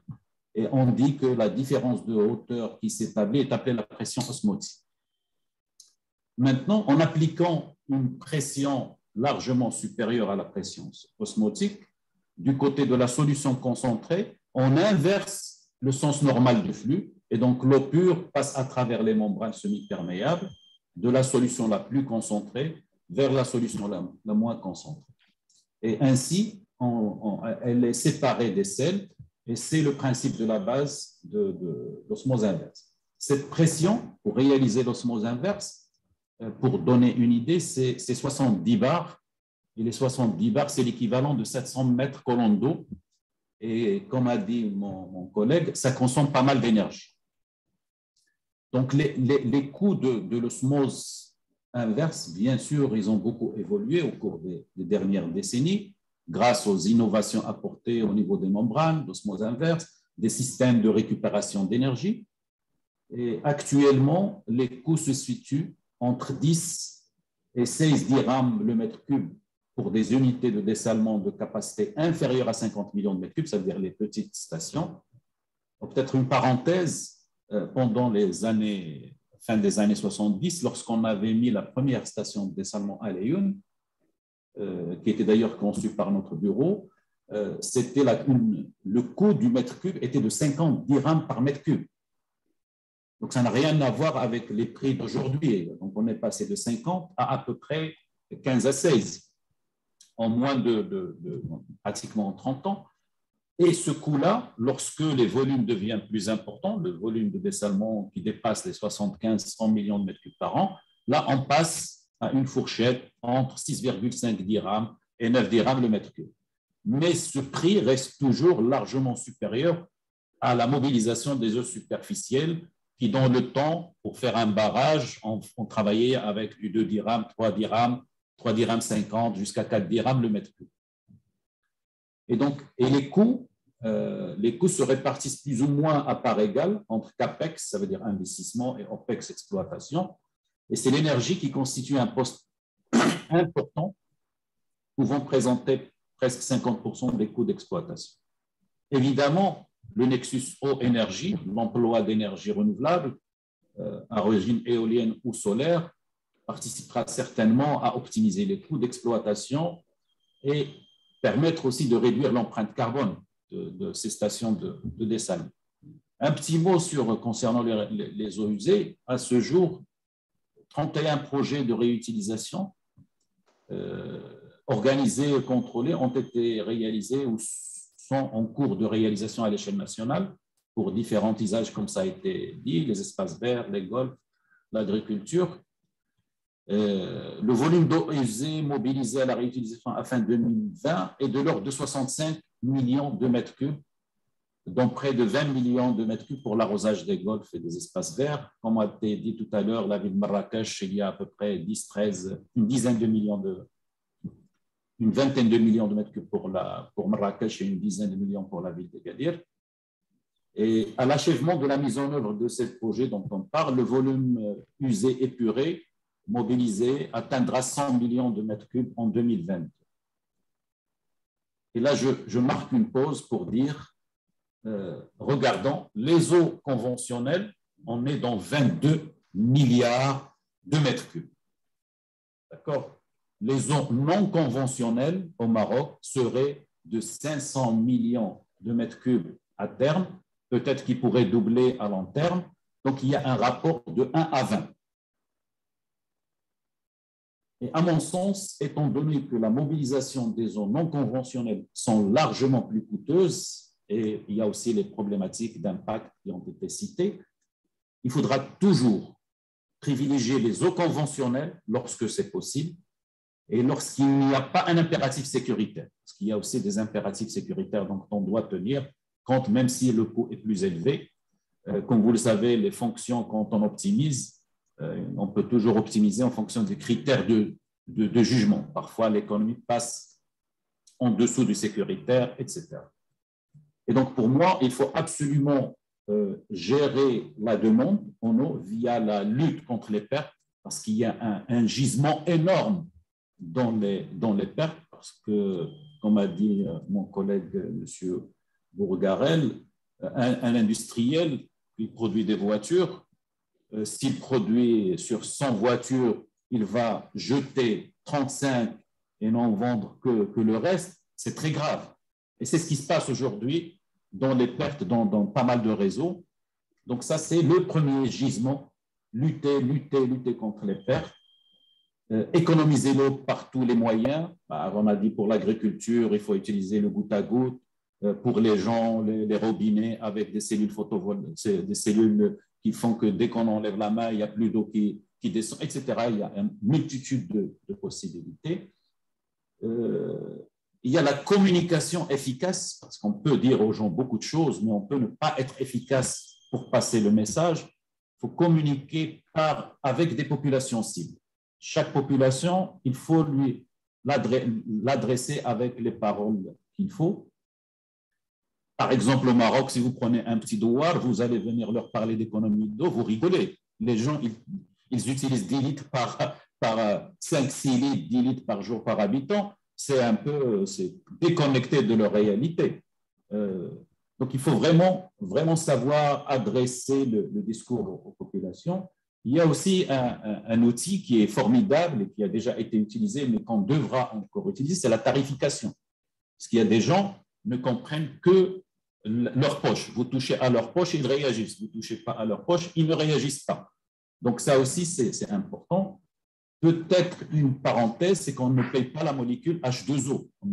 personne ne paye la molécule. La molécule est un don de Dieu.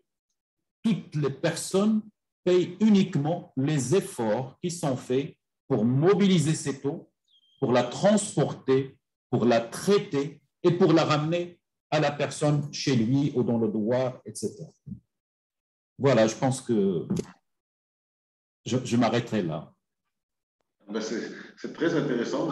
J'étais en train de vous écouter. J'ai oublié que j'étais l'animateur, le modérateur, parce que bon, ben, je buvais ce que vous racontiez. On en a déjà parlé pendant la préparation. Et alors, on va essayer de faire un débat en accordéon, c'est-à-dire national-international, national-international.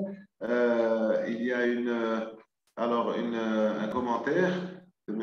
Messonnier de l'Institut méditerranéen de l'eau qui vient donc de présenter au Forum mondial de l'eau à Dakar les résultats d'une étude de faisabilité faite pour le compte du Conseil mondial de l'eau relative à la création d'un observatoire mondial des zones non conventionnelles et des énergies renouvelables. En fait, l'objectif, c'est de savoir ce qui se passe dans chaque zone et dans la zone considérée essentiellement de la Méditerranée et Sahel, et pour être en mesure d'en informer les populations dans le cadre d'une nouvelle vision de la demande qui doit être raisonnée en matière d'usage d'eau non conventionnelle. Merci, M. Messonnier, pour votre commentaire. Il y en a d'autres sur les eaux non conventionnelles de M. Murtabzioui. Il faut prendre en considération la vision à très long terme dans la planification du fait qu'il sera nécessaire de renforcer le recours aux zones non conventionnelles pour les besoins en eau dans les zones littorales. Très bien, donc ça va un peu en contradiction avec ce qui a été dit, vu qu'on est sur un différentiel de 1 à 20, voire 1 à 30, c'est énorme. Je ne sais pas si véritablement un jour, les non conventionnels ne vont pas remplacer les conventionnels, très certainement pas, mais est-ce qu'il y aura une augmentation de cette part? Alors, je voudrais revenir vers vous, M. Fonladoza, pour tout à l'heure, quand je parlais de guerre de l'eau, effectivement, l'expression est un peu choc, mais bon, ça implique 2 ou plusieurs pays. En guerre générale, ça implique ça. Mais soyons plus pacifistes et voyons quelles possibilités de synergie ou de passerelle pourrait y avoir pour avoir une gestion intégrée de l'eau. Et pas uniquement, toutes les politiques nationales sont bonnes, mais des politiques nationales qui seraient mises en réseau seraient peut-être meilleures. Alors peut-être que ça se passe déjà, ou ça devrait se passer. Dans ce cas, quelles seraient vos suggestions? Merci, M. Bousseta. Peut-être avant de répondre à votre question, je voudrais renforcer, parce que je pense que ça a été dit en fin d'intervention de la part de M. Taoufik Marzouki Zerwali, et c'est essentiel. Effectivement, l'eau ne peut pas être financiarisée en tant que ressource. C'est le service de l'eau qui a un coût, évidemment. Moi, personnellement, je vous assure, je suis un peu choqué de voir que certains pays, et je pense aux États-Unis en particulier, ont commencé à effectivement émettre des bonds sur la ressource elle-même. Donc, la spéculation sur vraiment la nature même de la ressource. Je trouve ça tout à fait déplorable. J'ai écrit un certain nombre d'articles d'ailleurs sur ce sujet. Je vais revenir maintenant à votre question.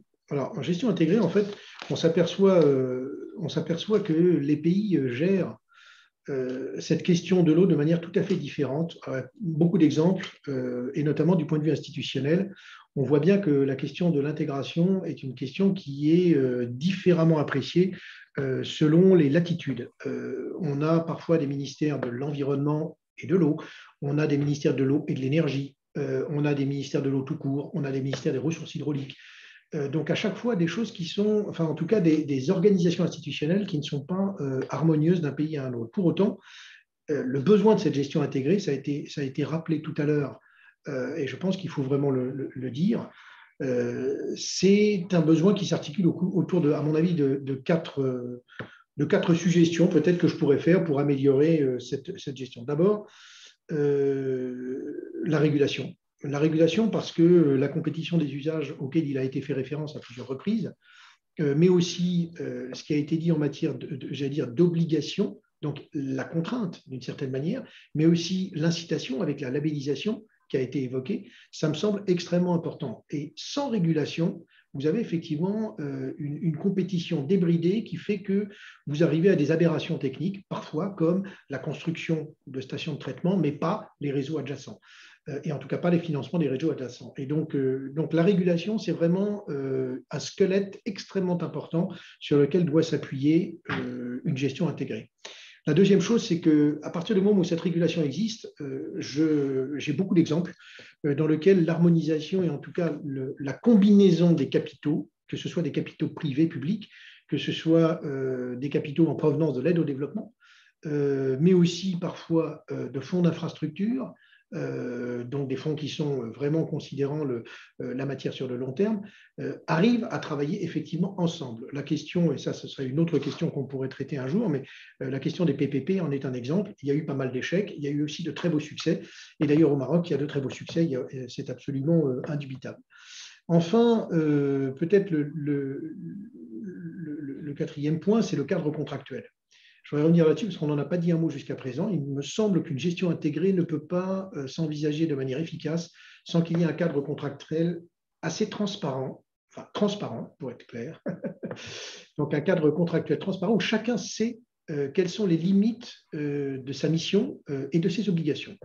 Et ça, c'est une des grandes difficultés qu'on rencontre aujourd'hui. Et très franchement, ça n'est pas qu'en Afrique, c'est dans un certain nombre de pays dans lesquels le flou tel que les contrats en fait décrivent l'obligation du prestataire, qu'il soit public ou privé d'ailleurs, hein, ce flou, ces formes qui permettent en fait de tourner autour des mots pour en définir et économiser le maximum de prestations, c'est un vrai sujet qui doit être clarifié. Le cadre contractuel est donc un des piliers voilà, importants. Et puis peut-être que j'aurai sur le dernier mot sur cette question de gestion intégrée. Je pense qu'il y a certains pays qui priorisent en réalité la gestion de l'eau d'une manière différente. Et j'en vois pas de fleurs en disant ça, c'est très clair. Le Maroc l'a fait, il l'a fait depuis longtemps. Et d'ailleurs, en fait, la tutelle, c'est le ministère de l'Intérieur. C'est pas pour rien. Voilà. Ça veut dire aussi que effectivement, la volonté politique, qui est vraiment, je dirais, la colonne vertébrale d'une politique publique en matière de l'eau, elle vient du plus haut niveau de l'État. Alors, quand on entend ça, Madame Roussabi, on revient à tout ce qui est fait, tout ce qui est fait dans ce pays pour assurer une sécurité hydrique est certainement bon, mais je suppose que ça repose sur un certain nombre de cadres juridiques ou de cadres réglementaires, dont les différents plans d'aménagement pour les eaux et pour la réutilisation des eaux usées. Alors, quelles sont les projections qui sont envisagées et éventuellement les limites aussi de ces plans d'aménagement?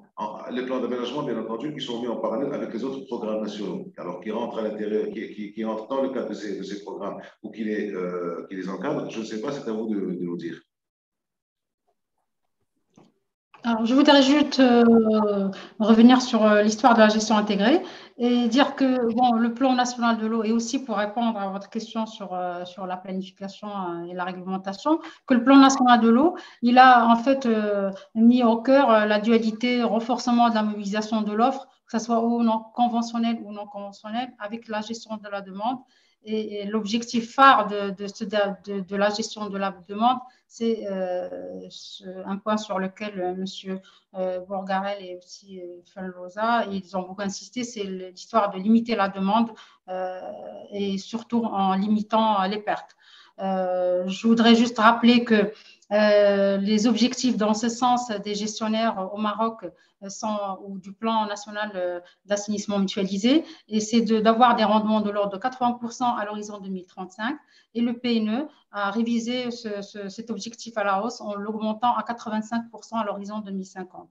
Déjà, et en étant conscient que justement, comme vous avez dit, les derniers points de ces efficiences sont les plus coûteux et les plus difficiles à gagner. Et toujours pour limiter les pertes, et justement, un point aussi important dont le Maroc est conscient, c'est qu'il reste encore un grand travail à faire sur l'amélioration des systèmes d'alimentation. On a beaucoup maintenant de systèmes d'adduction qui reposent sur les cours d'eau, et sachant un peu le caractère très irrégulier des cours d'eau au Maroc, c'est des rivières qui sont très larges, qui sont façonnées par les creux. Et donc, on utilise ces rivières pour le transport d'eau pour des petites demandes, et ce qui fait qu'il y a des pertes qui sont très importantes, soit naturelles, soit par des prélèvements au fil de route qui sont très difficiles à contrôler. Et aussi, les adductions sont aussi utilisées, les adductions d'irrigation sont utilisées aussi comme adduction pour l'alimentation de l'eau potable. Je dirais, je citerai l'exemple du canal bas-service et du canal de Safi qui fait pratiquement plus d'une centaine de kilomètres pour alimenter la ville de Safi. Le canal de Rocade qui est utilisé pour alimenter la demande de Marrakech, ou aussi le canal des Tarifa qui est utilisé pour alimenter la région de Nador. Donc là, dans le contexte hydrique et aussi de restriction de l'alimentation non d'irrigation, il est très difficile de sécuriser l'alimentation non potable de cette région.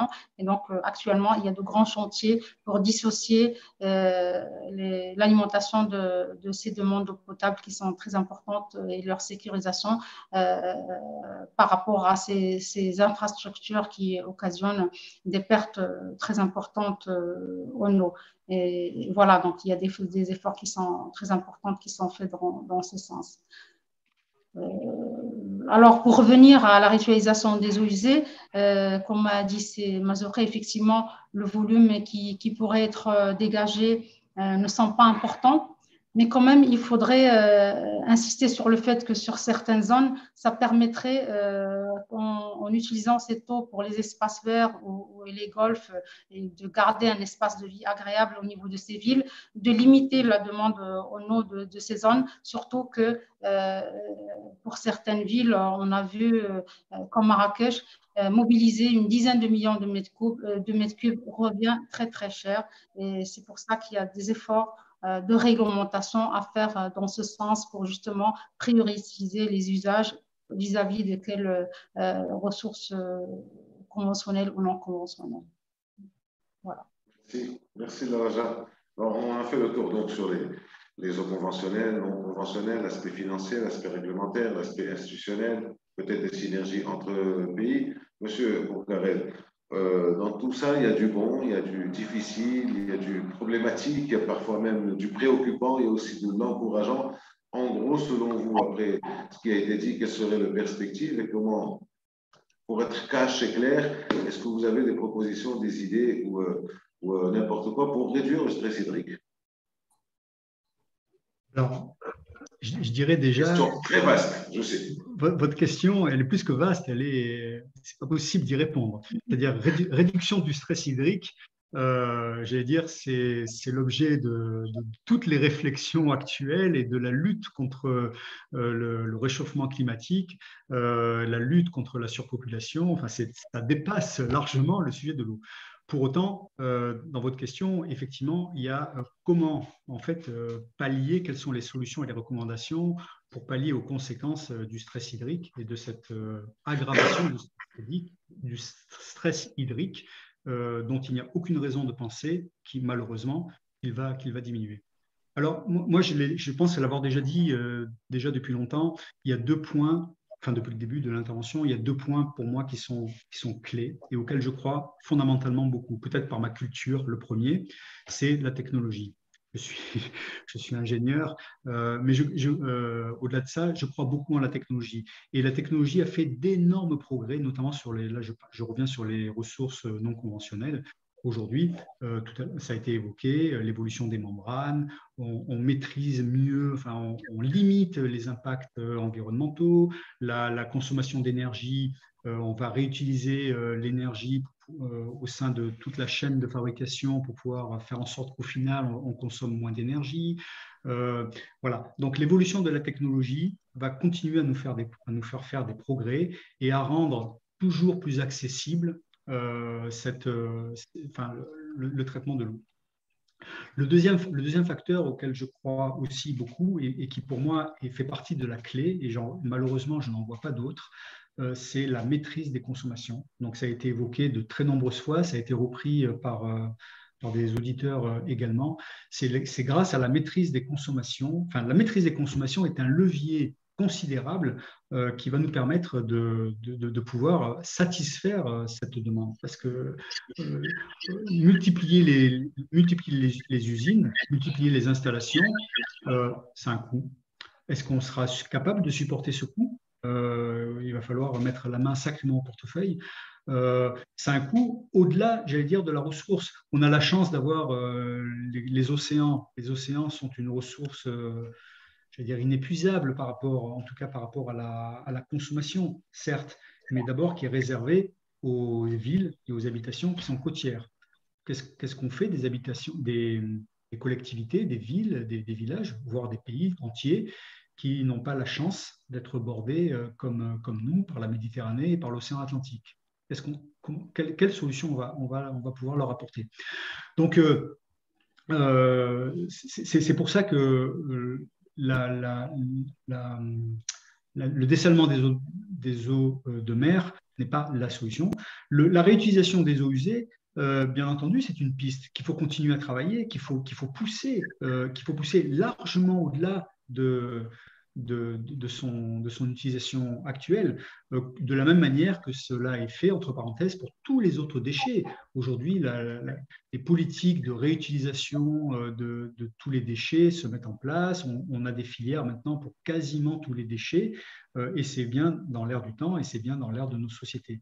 Donc les deux recommandations et les deux points, enfin ce n'est pas des recommandations, je n'ai pas cette prétention-là, mais j'allais dire les deux points clés pour moi pour pouvoir répondre à cette demande qui ne va que croître en nous et pour pouvoir la satisfaire, y compris dans les régions, dans les zones qui sont en stress hydrique, c'est d'une part la maîtrise de la consommation, et on peut faire des progrès toujours, et il faut continuer à en faire, et c'est la technologie qui va nous permettre de faire des progrès dans la maîtrise de ces consommations, avec des usages complètement optimisés de l'eau, que ce soit pour l'agriculture, que ce soit pour les industriels, ou pour les consommations domestiques, et également qui va nous permettre de limiter les impacts que j'ai évoqués tout à l'heure sur la production d'eau par ces ressources non conventionnelles. Et parmi ce point-là, il y a une action forte qui englobe ce qui a été évoqué précédemment, notamment la tarification, la gestion intégrée, enfin, tous ces éléments de gouvernance qui sont clés, bien entendu. Il y a aussi l'éducation et la sensibilisation qui est clé, parce que c'est évidemment en éduquant et en sensibilisant nos enfants qu'on ira vers d'une part une gouvernance améliorée, une gouvernance optimisée, une gouvernance adaptée aux enjeux. Et les enjeux, ils sont ce qu'ils sont. Ils sont une augmentation de la population, donc toujours plus d'habitants et de citoyens à alimenter en eau, à nourrir, toujours plus de culture pour nourrir toute cette population. Et puis un réchauffement climatique qui fait que les stress hydriques qu'on constate de plus en plus fortement dans un nombre de régions de plus en plus importantes ne va pas s'arrêter demain. Voilà, donc la technologie, la maîtrise de la consommation, l'éducation et donc au-delà de tout ça, bien entendu, une gouvernance optimisée et adaptée aux enjeux d'aujourd'hui sont les clés, je pense, pour satisfaire cette demande dans les enjeux d'aujourd'hui. Merci, M. Rationalisation, maître mot numéro 1. Innovation, maître mot numéro 2, ou innovation ou technologie. Et puis, surtout, le maître mot définitif, c'est l'éducation et la sensibilisation. On revient toujours à la question de l'éducation. Madame, messieurs, on n'a pas fait le tour de la question parce qu'il est impossible de faire le tour d'une question aussi vitale en 1h30, même un peu plus. Mais bon, je vous remercie d'avoir parlé des grandes lignes, enfin des grandes recommandations, des grandes idées, et puis des grandes réalisations aussi qui ont été faites dans ce pays ou ailleurs. Il y a pas mal de commentaires d'internautes. Alors, il y a des commentaires et des questions. Si vous me permettez, je vous dirai 2 ou 3 commentaires et peut-être une question.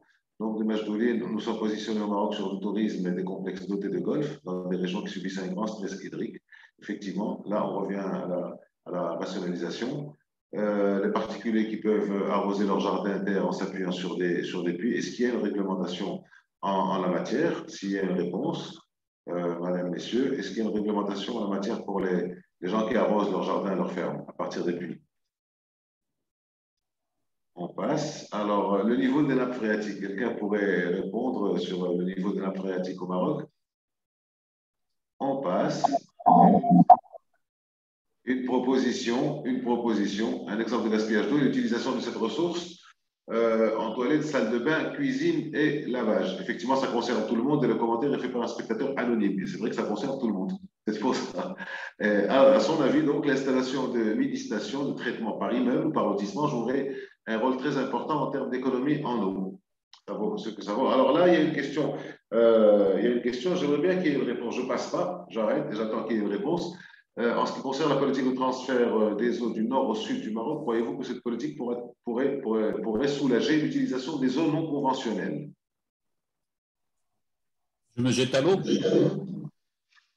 Pardon? Je me jette à l'eau, j'essaie de répondre à quelques questions. Oui, puisqu'on parle de l'eau, on y va. Alors, en ce qui concerne la nappe phréatique, la question, c'est que nous avons un potentiel renouvelable au Maroc de 4 milliards de mètres cubes d'eau. Au jour d'aujourd'hui, on en exploite 5 milliards. Donc, automatiquement, il y a une baisse du niveau des nappes phréatiques. Les baisses les plus spectaculaires ont été connues dans le sud, du côté d'Agadir. Les autres, c'est plutôt du côté de Sfax et du côté de Marrakech. Donc, il y a eu un effort aussi, un travail de ce qu'on appelle les contrats de nappe pour essayer de mieux réguler, mais on n'y arrive pas tous les jours parce que ça reste quand même un réservoir qui régule la consommation des eaux. Ça, c'est le premier sujet. Le deuxième sujet auquel je veux bien répondre aussi, c'est il ne faut pas avoir de haine vis-à-vis des gens. Pour moi, le gazon et l'agriculture, c'est la même chose. Un, il répond aux besoins du pain et l'autre, il répond aux besoins d'une vie agréable. Il ne faut pas faire cette guerre entre les golfs, les gazons, parce que Rabat est magnifique grâce aux espaces verts. Je vois, comme vous voyez, les milliers de tonnes de tomates qui sont jetées parfois, ou de dleh, ou d'autres agrumes. Ça aussi, c'est des pertes. Donc, il ne faut pas aller dans cette guerre intestine entre lui, il a du gazon, il a une villa, etc. Ce n'est pas ça. Il faut que tout le monde aille dans le bon sens. Il faut faire le bon usage de l'eau. Si je produis du bon gazon avec la bonne quantité d'eau, c'est très bien. Si je produis la bonne quantité de blé avec la bonne quantité d'eau, c'est excellent. Donc pour moi, c'est les déperditions et les pertes. C'est contre ça qu'il faut vraiment lutter. Le troisième sujet, c'est le transfert. Comme vous savez, la ville de Casablanca est une ville qui est très mal positionnée en matière de ressources en eau. Il n'y a pas de rivière. Donc, c'est la guerre de l'eau. On a en fait, le Maroc a été toujours dans peace and love avec l'eau. On a alimenté la ville de Casablanca à partir de l'Ommarbe et à partir du Bourgreb. Donc, il y a pas mal de conduites et de stations de pompage qui permettent l'alimentation en eau. Et qui dit ça, dit que dans d'autres régions, il y a peut-être moins d'eau pour d'autres usages. Mais ça n'empêche que ça a été régulé. Et le futur projet, un énorme projet que nous avons, qui est celui du transfert des eaux du nord vers le sud, c'est un projet qui est, à mon sens, très important parce que le sujet de l'eau au Maroc, il faut vraiment être très, très, très précis et les solutions doivent être très appropriées au lieu dont on parle. Une solution à Agadir n'a rien à voir avec une solution à Tanger, n'a rien à voir avec une solution à Rabat, etc. Donc, le transfert, nous, au Maroc, nous avons l'Oued Sebou, qui est un formidable bassin où il y a beaucoup de pluie et nous avons des pertes annuelles vers la mer de presque 1 milliard de mètres cubes d'eau. Ce sont des pertes. On ne peut pas les garder. C'est impossible. Toutes les capacités de stockage mises en œuvre ne pourraient pas retenir ces eaux. Donc, la meilleure solution, nous avons à notre cas, c'est le Oued Laou. Le Oued Laou au nord, nous avons aussi 400 millions de mètres cubes d'eau qui part chaque année à la mer. Et il n'y a pas de périmètre irrigué important qui consommerait ces quantités-là. C'est des eaux qui partent naturellement à la mer et qu'il y a un grand projet qui est né dans les années 70, qui a été étudié dans les années 90 et qui est en cours d'étude maintenant. C'est pour transférer les eaux qui devaient partir à la mer vers les bassins du Bourgreb pour alimenter l'évolution de la population de Rabat, de Casablanca, et aussi d'aller vers Marrakech et vers toute la zone, vers cette zone-là. C'est des projets phares. c'est des projets qui sont en cours d'études et qui arriveraient à être mis en œuvre dans les prochaines années, Inch'Allah. La réglementation, oui, il y a une réglementation, c'est normal, on est dans un pays où il y a de la réglementation, mais il y a toujours les limites à la réglementation. Parce que si vous avez une réglementation très stricte, il faut une police qui soit vraiment très... Nous n'avons pas vraiment de police de l'eau qui est au même niveau des infractions possibles. Voilà, et je ferme la parole.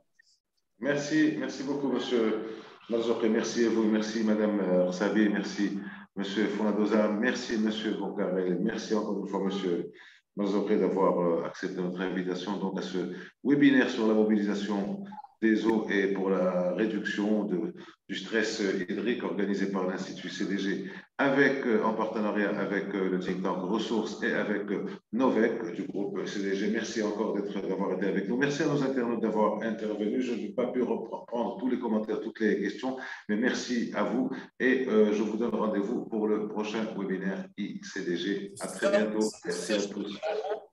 Oui, bien sûr. Je peux dire merci. Oui, allez-y. Un mot. Oui, allez-y. Honorons nos anciens.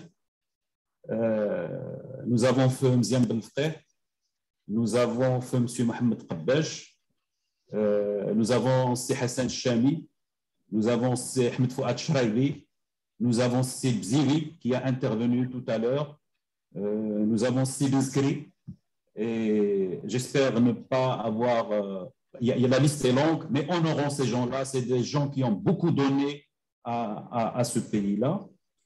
Et je dirais le droit à l'eau, oui, le droit au gaspillage, non, obligation au bon usage de l'eau, sa valorisation et sa préservation. Et merci beaucoup. Et honorons donc nos anciens, remercions les présents qui font le travail et attendons les prochains qui continueront et poursuivront la mission. Merci à vous, à très bientôt. Merci. Merci à vous. Au revoir. Au revoir.